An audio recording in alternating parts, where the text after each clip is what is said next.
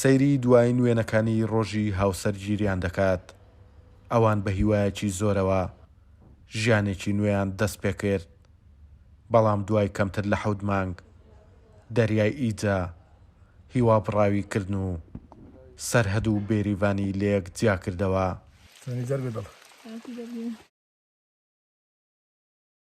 34 ساڵم لە ژیانمدا هیچ کەسێک مەگەر دایکم ئەوەندە لەگەڵم میهرەبان بووبێدەنا.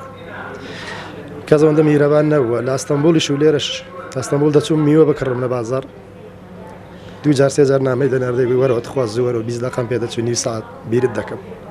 ئەنی قەت ئێمە قەت ڕۆژێک لێک دوور نەبووین لەوەتی هاوسەرمە، بەس ئێستا هەست بەبوونی خۆم ناکەم.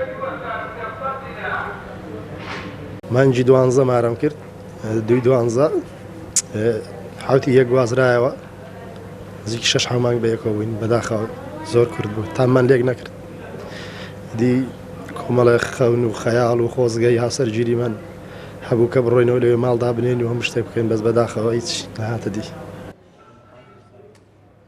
چاوەڕێی ڕۆژێکی خۆش بوون، مان جێژنەکەمان بۆ دەبێتە 2 جێژن، بەڵام دیار بوو خۆی گەورە ئەوە بوو ئەو کارە ساتەی بەسەرێنان. ئێستاش هیچ ڕەش بینیم گەشت بینم دەڵم کوڕەکەم هەرماوە قەتی شەتا ئەو ڕۆژەی دەمرم هەتا لە چاوەڕانەدام تازی بۆ دانانم بە هیچ شتێک. کەوسەر دەیویست بە گەیشتنی هەواڵی خۆشی کوڕە 16 ساڵەکەی جەژنی قوربانی بۆ ببێتە 2 جەژن، بەڵام هەرزوو ئیجا جەژنی لێکردن بە شیوەن و چاوەڕوانی.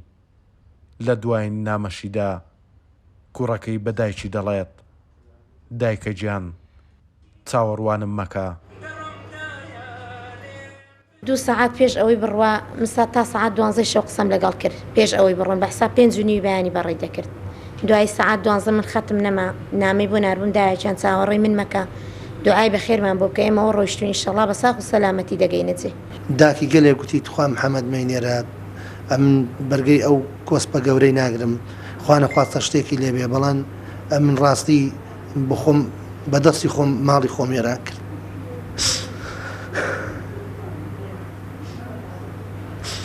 خۆی خۆم بەدەستی خۆم ماڵی خۆم ێران کرد. ئارە بخوای ئەگەر حکومەت ئەگەر لەوەشدا بڵێ هەنات بەهانامانەوە، بەڵام با لەوەی بەهانامانەوە بێت کە ئەمە هەر هیچ نەبێ مەیتەکانمان دەستکەوێتەوە بیێنینەوە سێبوریمان دێ، ئەمە تا ئاسا نازانین مەیتەکانیشان لەکوێیە. ئەمن داواکارم لە سەرۆکی حکومەت لە جێگری سەرۆکی حکومەت لە هەموو لایەنێک دارێک پەیوەنددارێک لە هەموو کەسێکی دڵسۆز داواکارم کە هەر هیچ نەبێ ئەوەندە مەیتەکانمان بۆ بێننەوە.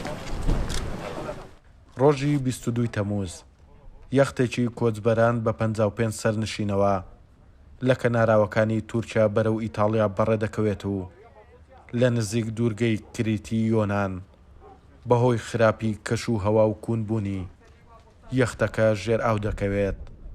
لەو ڕووداوەدا بێریڤان و کەیوان لەگەڵ ژمارەیەک کۆچبەری تری هەرێمی کوردستان تا ئێستا چارەنووسیان نادیارە.